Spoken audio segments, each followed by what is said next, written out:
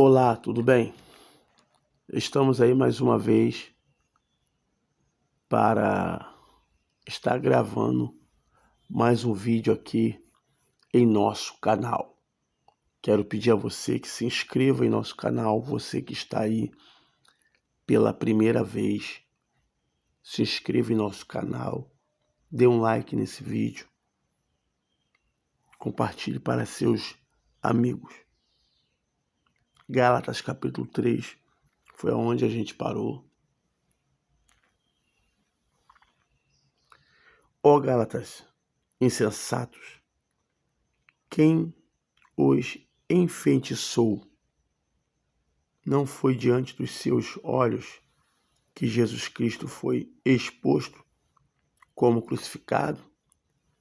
Gostaria de saber apenas uma coisa: foi para a prática da lei que vocês receberam o Espírito ou pela fé daquilo que ouviram? Será que vocês são tão insensatos que, tendo começado pelo Espírito, querem agora se aperfeiçoar pelo esforço próprio? Será que foi inútil sofrerem tantas coisas? Será que foi inútil? Aquele que lhes dá o seu Espírito e opera milagres entre vocês, realiza essas coisas pela prática da lei ou pela fé com a qual receberam a palavra? Considere o exemplo de Abraão. Ele creu em Deus, e isso foi-lhe acreditado como justiça. Estejam certos, portanto, de que os que são da fé, este é que são filhos de Abraão. Prevendo a Escritura que Deus justificaria os gentios pela fé, anunciou primeiro as boas novas a Abraão. Por meio de você, todas as nações serão abençoadas. Assim, os que são da fé são abençoados junto com Abraão, homem de fé. Já os que se apoiam na prática da lei estão debaixo da maldição, pois está escrito: maldito todo aquele que não persiste em praticar todas as coisas escritas no livro da lei. É evidente que diante de Deus ninguém é justificado pela lei, pois o justo viverá pela fé. A lei não é baseada na fé. Ao contrário, quem praticar estas coisas, por elas viverá. Cristo nos redimiu da maldição da lei, quando se tornou maldição em nosso lugar. Pois está escrito: maldito todo aquele que for pendurado no madeiro. Isto para que em Cristo Jesus a bênção de Abraão chegasse também aos gentios, para que recebêssemos a promessa do Espírito mediante a fé. Então, aquilo que eu acabei de falar, não é isso? Eu acabei de falar que tudo bem que Paulo aceitava que não que ele concordava, ele respeitava que alguns judeus, ainda cristãos judeus, eles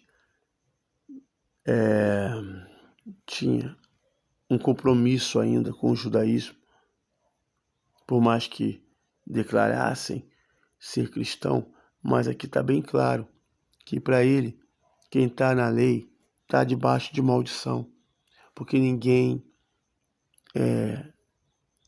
consegue cumprir a lei 100%. Então, já que você não consegue cumprir a lei, então você está debaixo de maldição. Não é isso?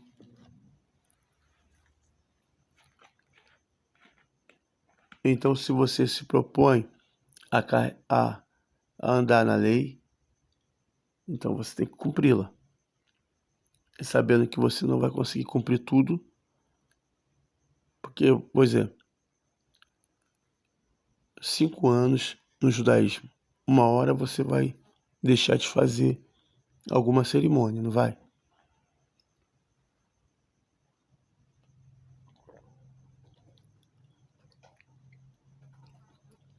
É claro que,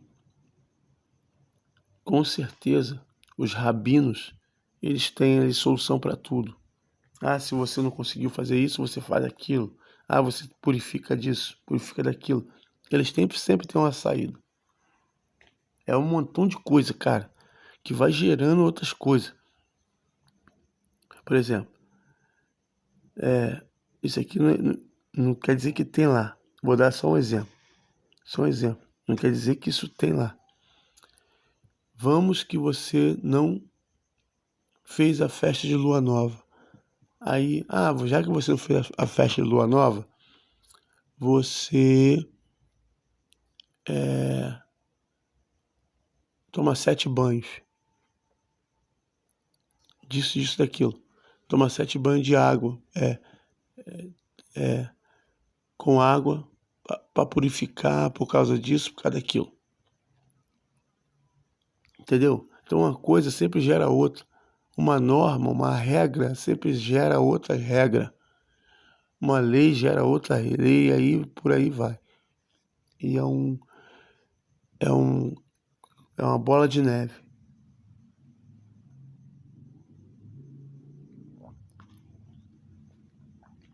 Entendeu? Por isso que a escravidão, você está sempre ali, preso. Você nunca sai e nunca é justificado. Você nunca é justificado. Porque a justiça, ela te libera. Entendeu? A lei não, a lei ela vai te jogar mais para cima dela própria. Entendeu?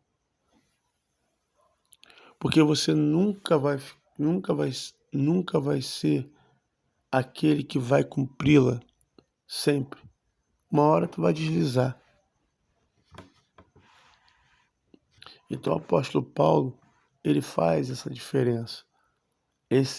Essa carta de Gálatas é uma carta primordial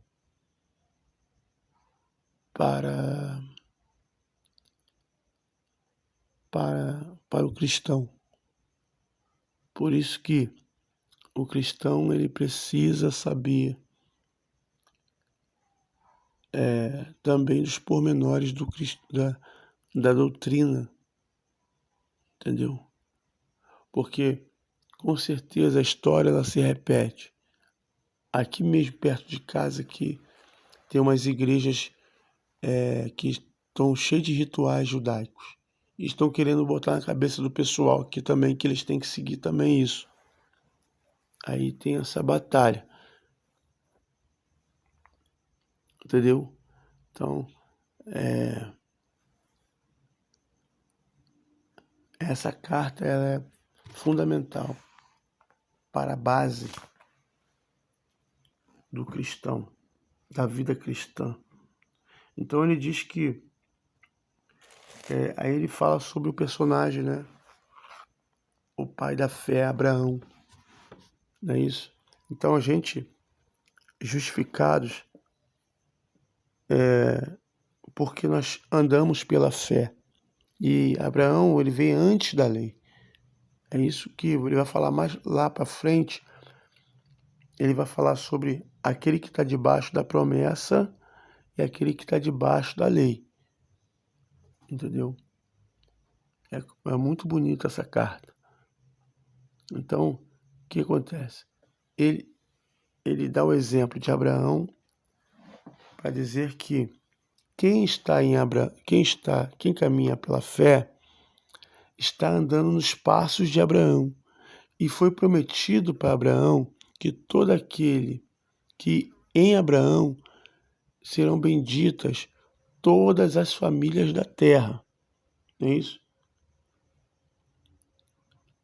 Então, desde o momento que eu me inclino para a lei, eu saio debaixo da promessa que está sobre Abraão. E Paulo está dizendo isso aqui. Não tem como o, o messiânico, o judeu messiânico, contradizer isso. Repito, eu não estou dizendo que eles, assim, peço até perdão,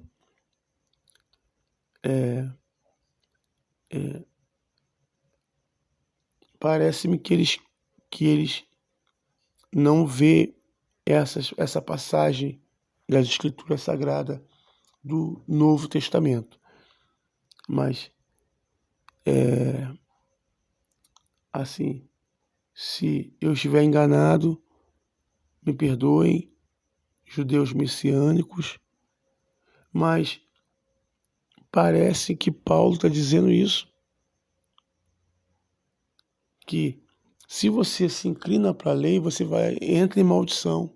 E se você se inclina para a fé, se você deixa os ritos da fé, para de se preocupar com a lei, você passa a andar pela fé, somente pela fé, andando com Cristo. Não estou dizendo aqui ser um cristão que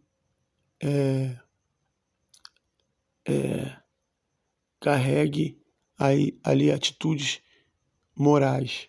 Não estou dizendo isso. Sem carregar as atitudes morais do próprio cristianismo. Porque não é isso que estou falando. Estou falando sobre essa carga de rituais que existe no judaísmo, as cerimônias, festas. A gente não precisa dessas coisas. Então, parece-me que se você se inclina para essas coisas, você entra em maldição. Tem que purificar minha mão, tem que lavar minha mão. Na hora tal, no dia tal, tem que estar posicionado no lugar tal, na hora tal. Eu não posso fazer isso, não posso fazer aquilo. Tem certa roupa que tem que colocar, tem certa comida que eu tenho que comer. Então, isso para Paulo é balela.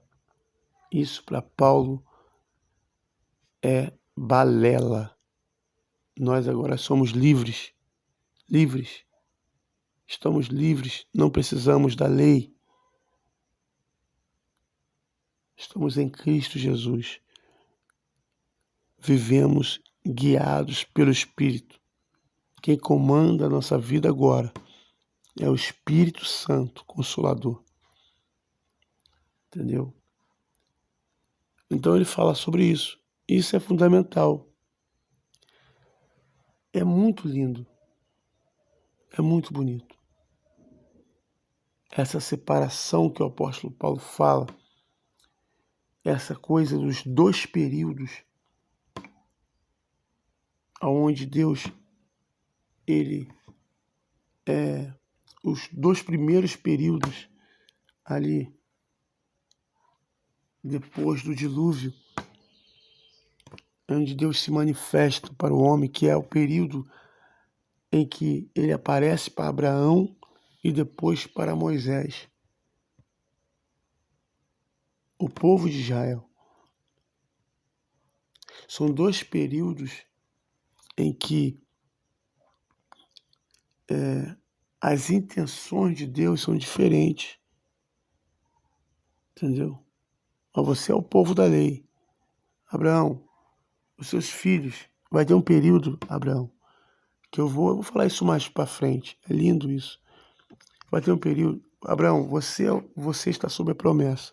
Você é aquele que andou pela fé. Mas vai ter um período que a sua geração vai estar sob a tutela da lei. Porque eu vou ter que dar uma lei para poder organizá-la como nação. Porque toda nação, irmão, precisa de uma lei, precisa de uma constituição. Porque senão ela se fragmenta. Ela precisa de regras. É isso, é simplesmente isso. A gente, o povo de Deus, não é uma nação terrena, entendeu? Não é uma pátria, assim falando nos moldes modernos, não é uma pátria. Tá entendendo? Nós somos o povo da promessa. Nós somos o povo que tem as promessas espirituais. É tão difícil isso. É tão difícil de entender isso. Entendeu? O apóstolo Paulo, como eu falei lá no começo, o pensamento magnífico, né, a qual Deus implantou neste homem, é difícil de entender. Até porque esse é um assunto difícil de se entender. Então o pensamento dele, a escrita dele é uma escrita difícil. Mas se debulhando, fica, a pessoa passa a compreender e se deparar com um raciocínio,